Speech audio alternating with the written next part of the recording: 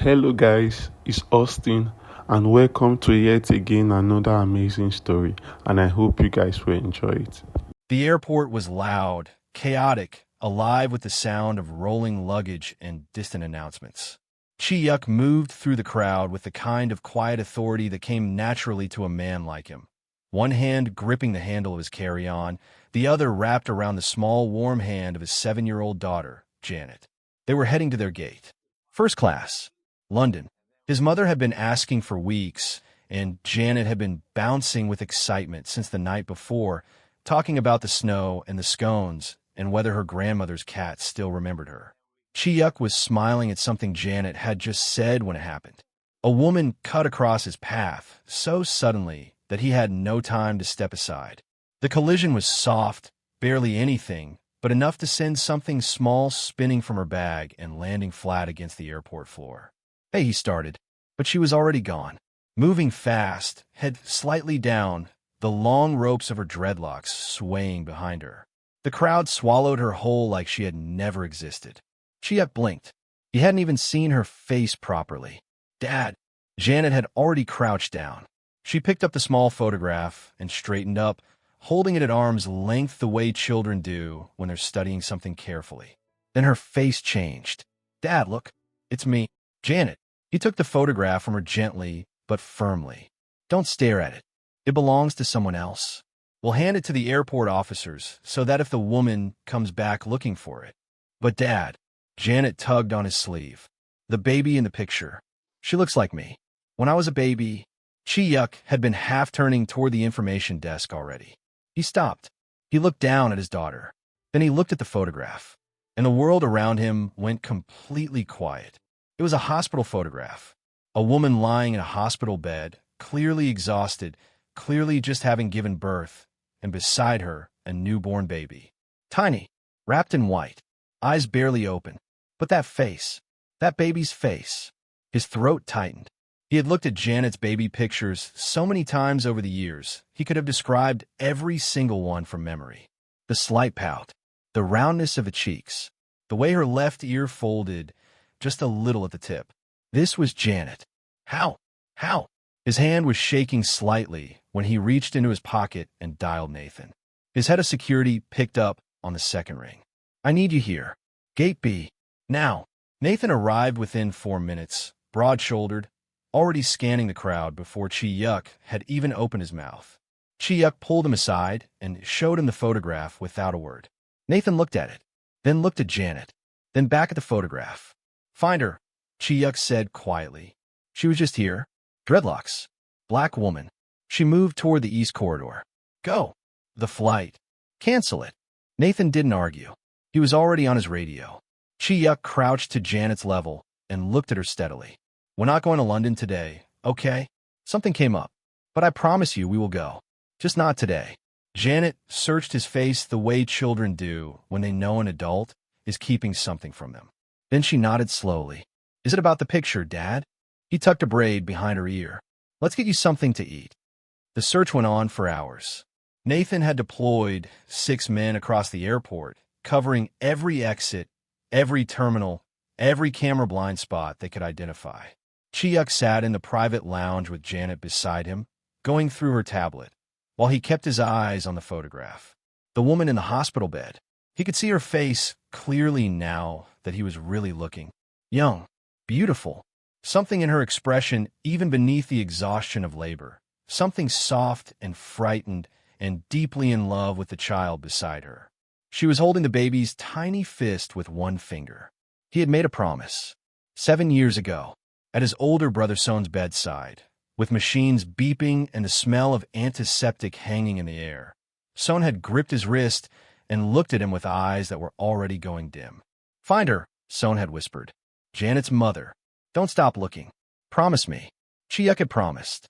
He had raised Janet alone after that, throwing himself into fatherhood with everything he had, and he had searched, hired people, followed leads. Every single one had gone cold. 7 years of dead ends. And today, the heavens had apparently decided to stop being silent. He would not let this go. By evening, Nathan came back with empty hands and a heavy face. Nothing. She was on no passenger manifest we can access. Could be an airport employee.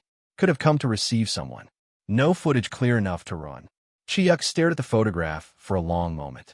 Then he slipped it into his breast pocket, close to his chest. Keep looking.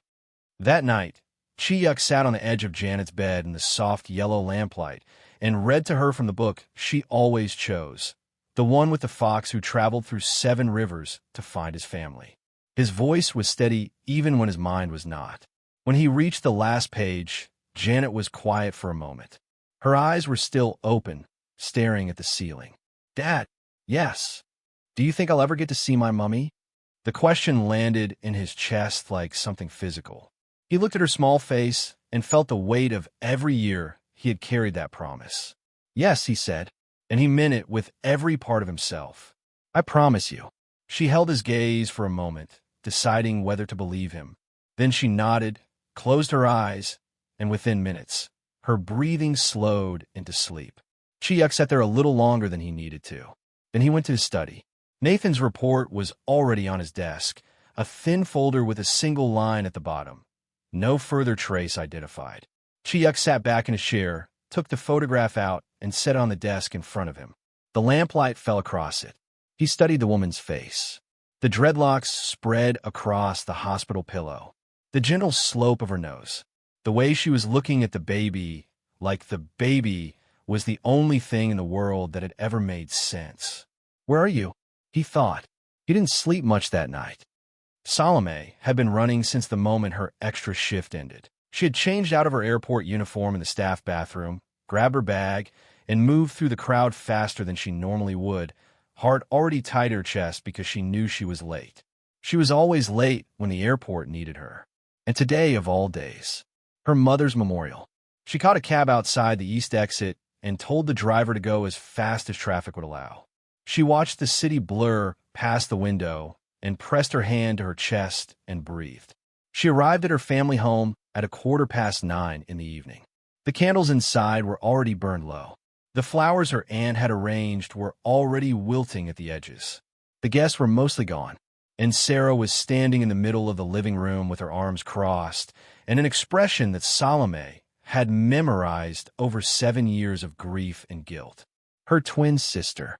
The same face, mostly, wider across the cheekbones. Afro hair gathered at the back. Eyes that had long stopped holding any warmth for Salome. You came, Sarah said. I'm sorry. Work held me. I try to get here. You always try. You never arrive. Sarah's voice was flat. Not for Mum's funeral. Not for her first anniversary. And not today. Sarah, please. I got here as soon as I could. You know how they treat me at that airport. I couldn't just leave. You couldn't leave work. Sarah laughed. It was a cold sound. But Mum left her life. Because of you. Salome went still. She had heard these words so many times. In her dreams, she still heard them. But every single time they landed with fresh pain, like a wound that refused to close. If she hadn't followed you to that hospital, Sarah said, voice rising now, if she hadn't been in that car, she would be alive. You know that. I know that. And still you couldn't honor her today. The one day. The one thing. Sarah. But Sarah was already walking away, her footsteps sharp and final on the tiled floor, and then the sound of a door closing somewhere in the back of the house. Salome stood in the empty living room with the melted candles and the wilting flowers and did not move for a long moment. Then she sat down slowly on the edge of the sofa, pressed her hands over her face, and wept. Every year this happened. Every year, Sarah found a new way to carve the same wound deeper. And every year Salome stood in the rubble of it and asked herself the same question. What do you do when the person who hates you most is also the person who shares your blood, your childhood, your face? She felt cursed. Her mother was dead because of a car accident on the way to the hospital where Salome was in labor. That was the truth, the cold and terrible truth. Salome and her baby had survived the crash. Her mother had not. And Salome had woken up from surgery with a gap in her mind where her memory used to be. She had known her name, her sister, her address. But the father of her child? Gone. His name, his face, where they had met, how long they had loved each other. All of it scraped clean. And then she had looked beside her hospital bed, and her baby was gone. She had screamed. She had begged the nurses to tell her where her child was. But no one knew. The baby had simply vanished while Salome was unconscious. 7 years. 7 years of searching, working, saving, filing reports, following dead ends. 7 years of waking up in the night with her arms reaching for something she couldn't name. 7 years of carrying a photograph that was the only proof she had that she had loved something that completely. She reached in her bag for it now. She always did this when the grief got too heavy. She would look at the photograph, at her baby's face, and she would remind herself that somewhere that child was alive, that she was still looking. She reached deeper into the bag. Then she stopped. She emptied the bag onto the sofa beside her. Wallet, keys, phone, lip balm, a folded receipt, a hair tie, no photograph. Salome's hands went cold. She went through every pocket, every zip, every fold. She turned the bag upside down and shook it. She checked the floor around her feet. She stood up and patted her jacket. Nothing. She thought back. The airport. The crowd. Someone had bumped into her near the gate. She had barely noticed it at the time. She was already running late, already anxious, and the person had been so quiet about it that she had just kept moving. The photograph was gone. She pressed both hands flat against her chest and stood very still in the middle of the empty living room. That photograph was the only thing she had left that connected her to her daughter. She would go back to the airport first thing in the morning. She would search every corner. She had to find it. In her bedroom, Sarah sat on her bed with her phone to her ear and listened carefully. I'm telling you, her friend was saying some Korean man was going around the airport today with a photograph, showing it to people, asking if they recognized the woman in it. I saw the photo briefly, and I swear it looked like you, Sarah. But I said no. I didn't know if it was safe. Good, Sarah said. Don't tell anyone. And don't mention my name to anyone asking. She ended the call and smiled. So, the father was looking for Salome. Sarah sat with that for a long moment, letting it settle. She was the one who had taken the baby from the hospital room 7 years ago, while Salome lay unconscious after surgery. She had walked out with a newborn bundled against her chest and taken a cab across the city to the address she had found in Salome's things. The address where the baby's father lived. She had left the child on the doorstep and walked away without knocking.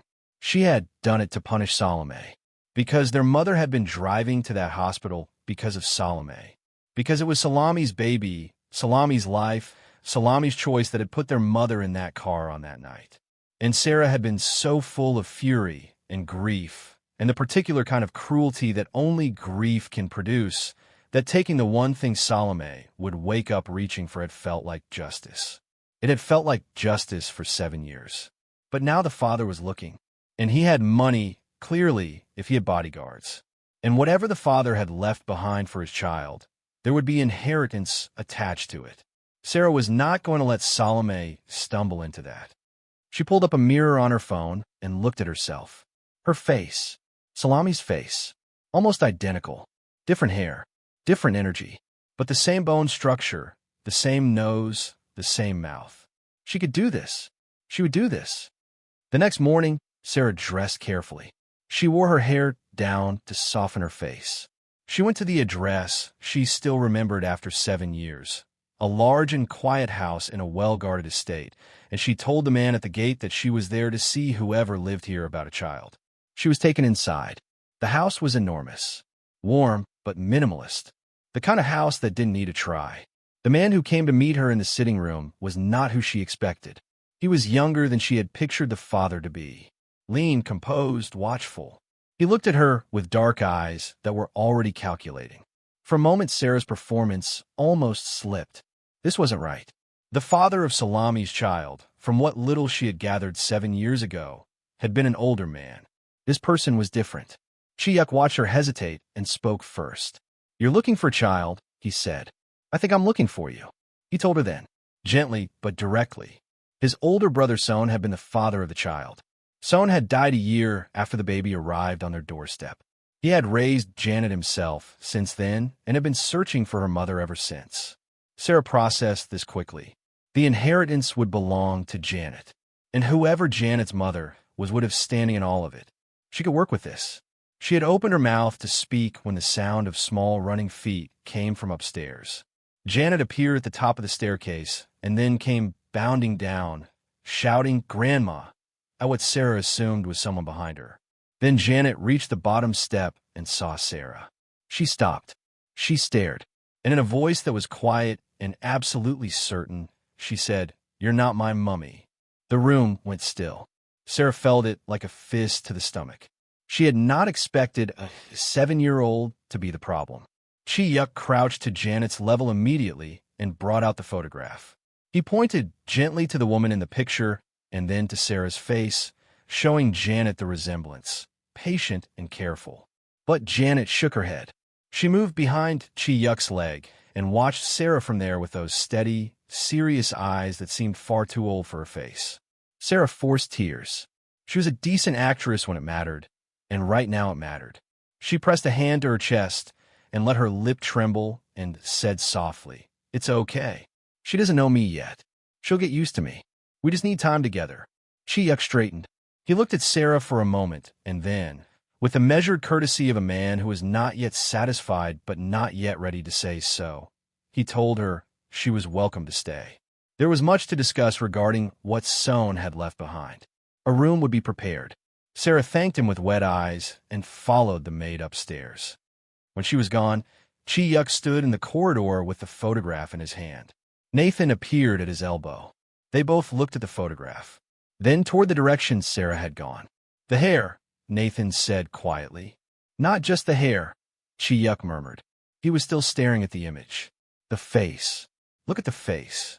There's something different. The bone structure. Something." Nathan was quiet. "Run a background check," Chi Yuk said. "Full search. Everything on Sarah. Family, history, everything. Already pulling it up." Chi Yuk nodded. He put the photograph back in his pocket. Upstairs, behind a closed door, Sarah sat on the edge of her guest bed and looked around at the expensive furniture and the silk curtains and let herself feel, for the first time, the full width of what she had walked into.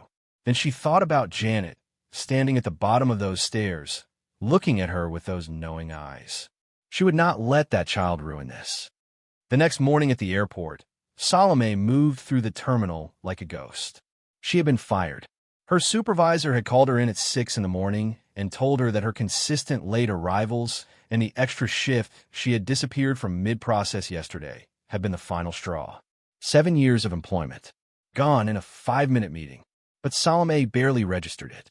She spent the next 3 hours in the terminal, searching. She described the photograph to every ground staff member she knew. She checked with the information desk. She retraced every step she had taken the day before. Nothing. She was standing near the east corridor, trying not to let herself fall apart in public, when someone tapped her shoulder. She turned.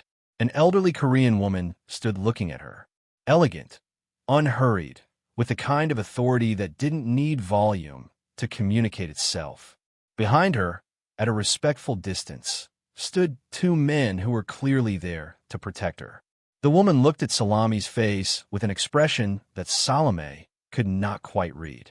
Recognition, grief, hope, maybe. "Excuse me," the woman said softly. "Are you Sohn's girlfriend?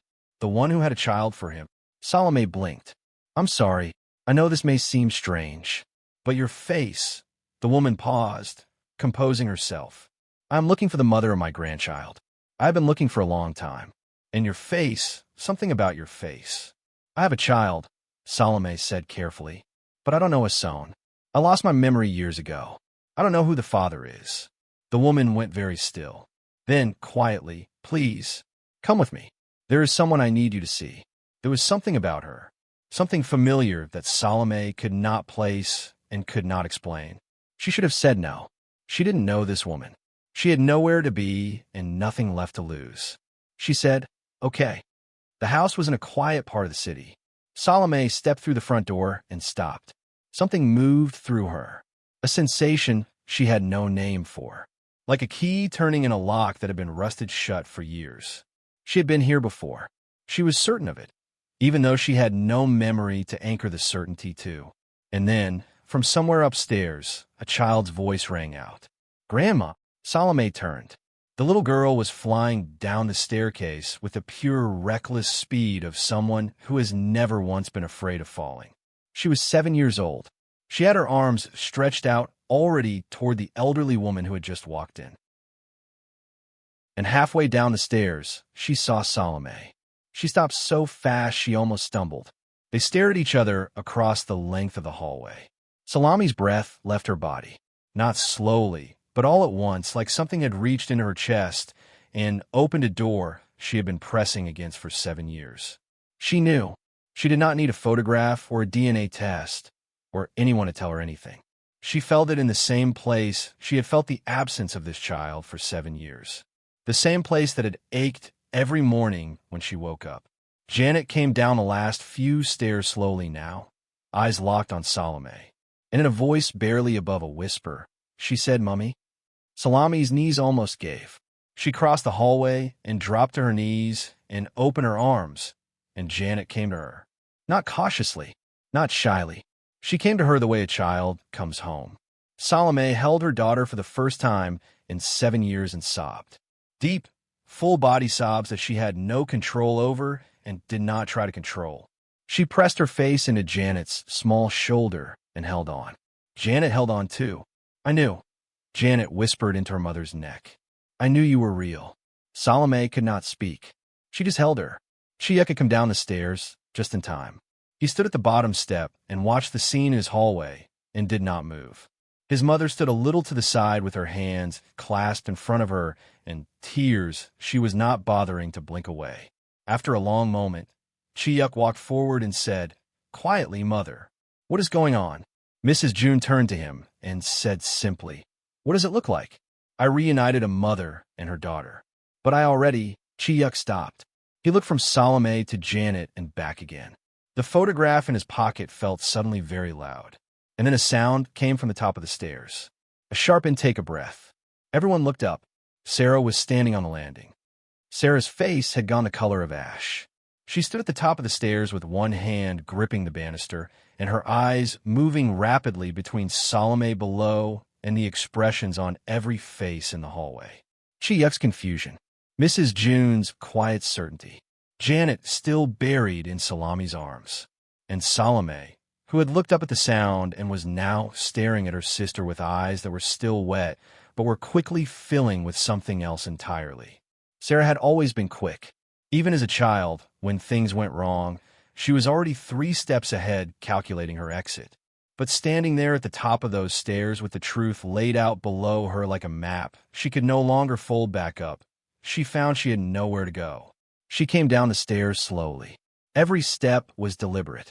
Her expression rearranged itself as she descended, grief falling away, pretense falling away, until by the time she reached the bottom, what was left on her face was something rawer and uglier than anything she had performed since walking through this door.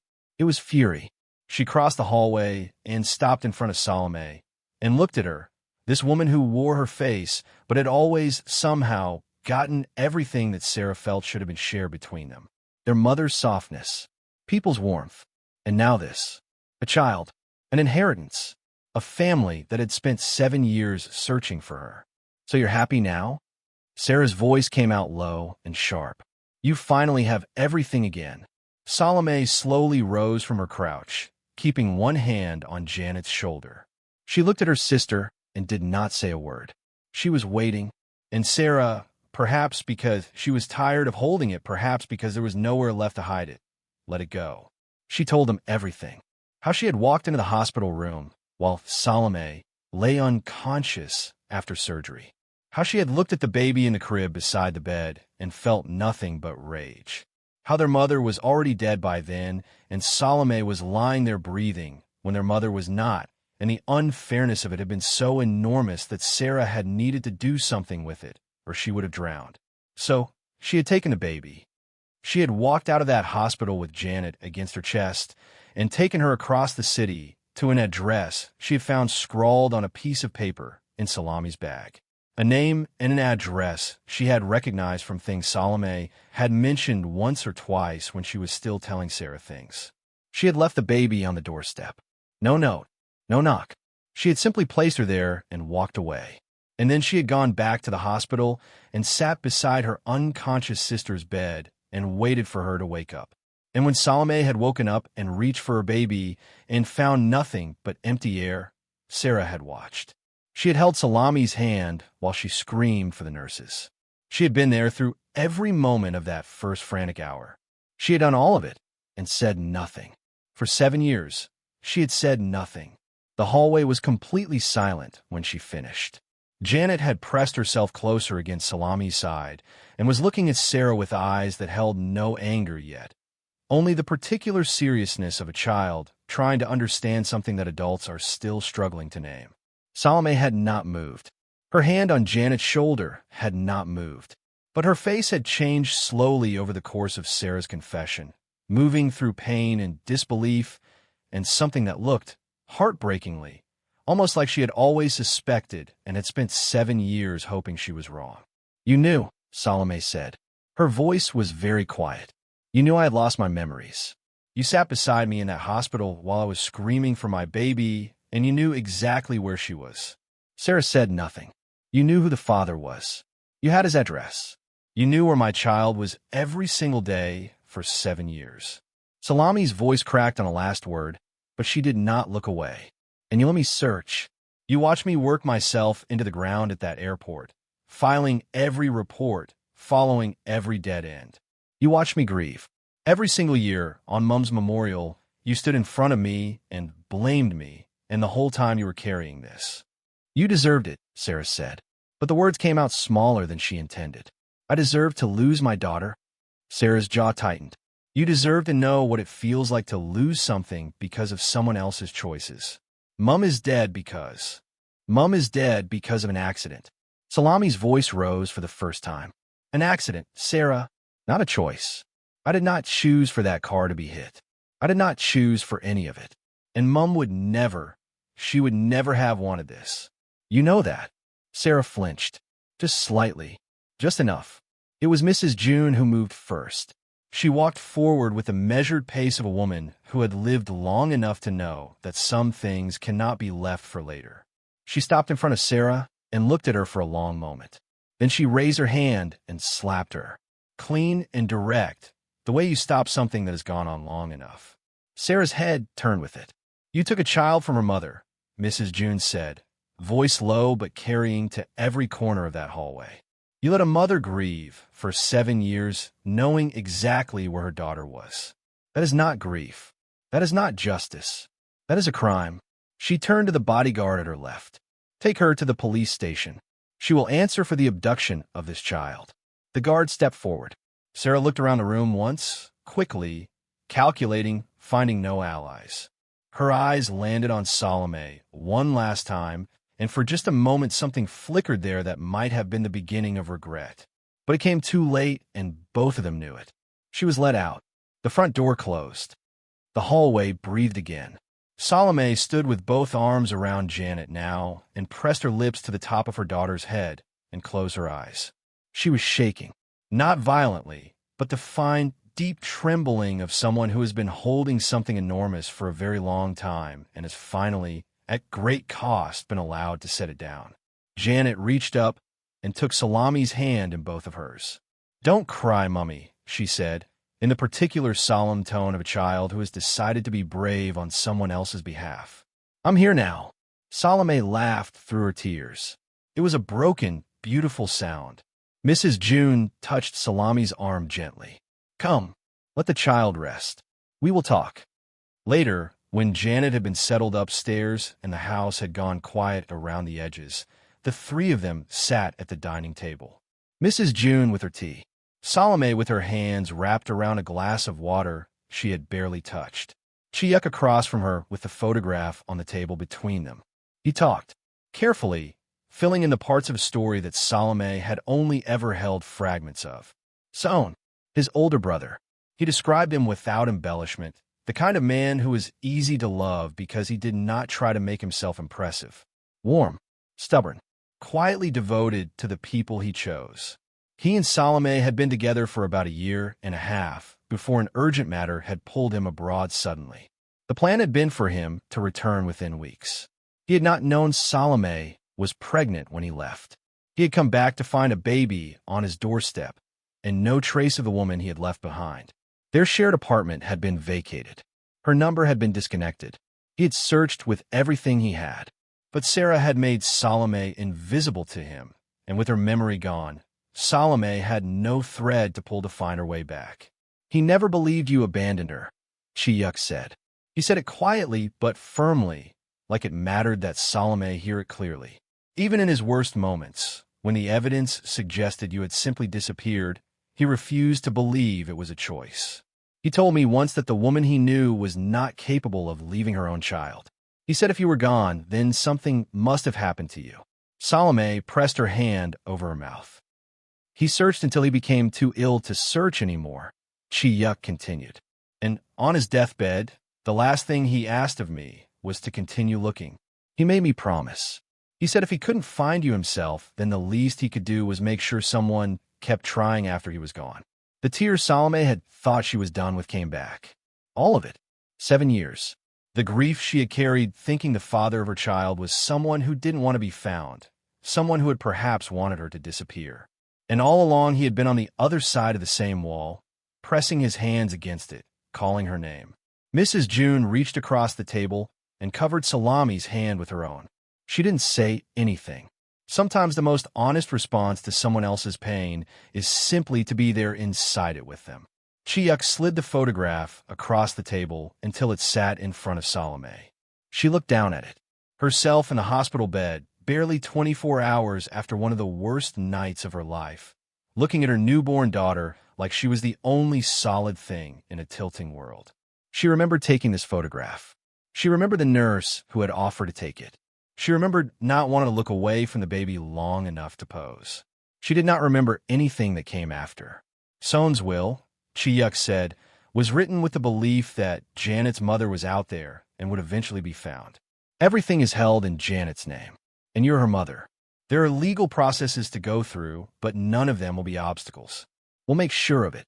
Salome looked up at him. I don't, she stopped. Try it again. I didn't come here for that. I want you to know that. I came here because someone tapped my shoulder in an airport and brought me to a house where my daughter was. I know, Chi Yuk said. Mrs. June smiled into her tea. In the days that followed, the legal processes began moving. Sarah was charged. The statements were made. The paperwork that had been frozen for 7 years slowly began to thaw. And in the middle of all of it, quietly, without announcement, Salome's life began to change shape. She would wake in the mornings in the room Mrs. June had insisted she take while everything was being sorted, and the first sound she would hear was Janet. Footsteps, sometimes singing. Once the sound of Janet attempting, very seriously, to teach herself to whistle. She would appear at the breakfast table, and Janet would already be there, cereal going soggy, telling Chi Yuk about a dream she'd had with the urgent specificity of someone reporting breaking news. Janet insisted on carrying her own box up the front path. Salome stood at the front door and watched her daughter march toward the house with her tongue between her teeth in concentration, and felt something she had no adequate word for. Not happiness exactly, though it was that. Something older and quieter. Like arriving somewhere you had always been trying to reach, but had been told so many times you never would. She enrolled Janet in a school nearby. The first morning she walked her to the gate, Janet squeezed her hand 3 times before letting go, which Salome quickly learned was Janet's specific way of saying everything is fine without saying it. She picked her up every afternoon. She opened her shop. It had always been the dream, back before the accident, back before the years of airport shifts and searching and surviving. A clothing shop, small for now, thoughtfully stocked. The sign above the door was in a deep rust color that she had picked herself. The regulars came slowly at first, and then all at once in the way that good things tend to. On the weekends, she and Janet would take the bus to Mrs. June's house. Mrs. June would have already made too much food, and Janet would eat impressively for someone her size, and the afternoon would stretch and slow the way only Saturday afternoons in a house full of warmth can. Chi Yuk was always there. He did not make a performance of it. He simply appeared, the way he had been appearing throughout all of this, steadily, without announcement, in whatever way was needed. Sometimes he would arrive with something Janet had mentioned wanting. Sometimes he would sit at Mrs. June's kitchen table and go through work quietly while Salome and his mother talked. Sometimes he would take Janet to the garden to play some incomprehensible game they had invented together that involved a lot of running and apparently very specific rules that neither of them could adequately explain. Salome noticed him. She noticed the way he was with Janet, easy and warm and completely without performance. She noticed the way he listened when she talked, not waiting for his turn, but actually listening. She noticed that he remembered things, small things, the name of a supplier that had caused her trouble. The afternoon, she mentioned being tired, the way she took her coffee. She was not ready to name what she was noticing, but she noticed. It was a Thursday evening in the early weeks of what was beginning to feel, slowly, like a normal life. Janet had fallen asleep on the sofa while watching a film, curled up with the blanket she had designated as hers and the stuffed rabbit that went everywhere with her. Salome had carried her to bed and tucked her in and stood in the doorway of her daughter's room for a moment longer than necessary, just looking, the way she sometimes still needed, to confirm that it was real. She came back downstairs to find Chi Yuk still on the back porch. He had stayed late that evening without particular reason. The conversation had simply kept going, the kind that doesn't announce itself as meaningful until later when you think back on it. The sky above the garden was doing something worth watching. A deep blue-black with stars scattered more generously than usual. Salome stepped out and leaned against the doorframe and looked up. Chi Yuk was sitting with his glass resting on his knee, also looking up. He had taken his jacket off at some point and rolled his sleeves up and looked, for a man who was normally so composed, almost relaxed. She sat down beside him. They poured wine and did not talk for a while, which was its own kind of conversation. The garden was quiet. From somewhere nearby, a neighbor's wind chime moved in the small breeze. Janet asked me today, Salome said eventually, if you were going to be your dad now. Chi Yuk looked at her sideways. What did you tell her? I told her I didn't know. She looked at her glass. She said that was okay. She said she already decided anyway. He laughed, genuine and low and warm, the kind of laugh that comes from being caught off guard by something delightful. Salome smiled. The wind chime moved again. Salome, Chi Yuk said. She looked at him. He looked back at her with the same directness he brought to everything. Not performing, not building up, simply saying the thing. Would you want to date me? The question sat between them, clean and unhurried. Salome thought about 7 years of searching. She thought about a photograph falling in an airport. She thought about a little girl at the bottom of a staircase, saying, "Mummy." She thought about this man who had kept a promise to his dying brother for years and raised another man's child as fiercely as if she had always been his. She thought about sitting on this porch and feeling, for the first time and longer than she could clearly remember, like she was exactly where she was supposed to be. Yes, she said. Simple. Certain. He smiled. And above them, the stars continued doing what they had always done, holding their positions across an enormous sky, patient and unwavering, the way all things that are meant to last tend to be. And we've come to the end of today's story, guys. From Salome and Chi Yuk's story, we learn this. When grief turns into bitterness, it does not only hurt us, it hurts others too. Sarah's love for her mother was real, but she let her pain turn into revenge that stole years from her sister and a child who deserved better. Pain should never be mistaken for justice. Salome reminds us that even after losing everything, her memory, her child, her stability, she still kept going. Not because she was strong every day, but because she refused to give up on the truth that her daughter was alive.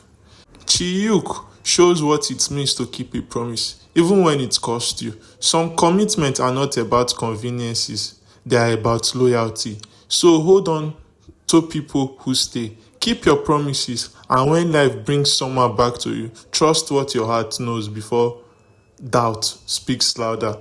If this story touched you, subscribe so you don't miss other interesting ones like this. And that's the moral lesson for today's story. Thank you all and God bless. Bye.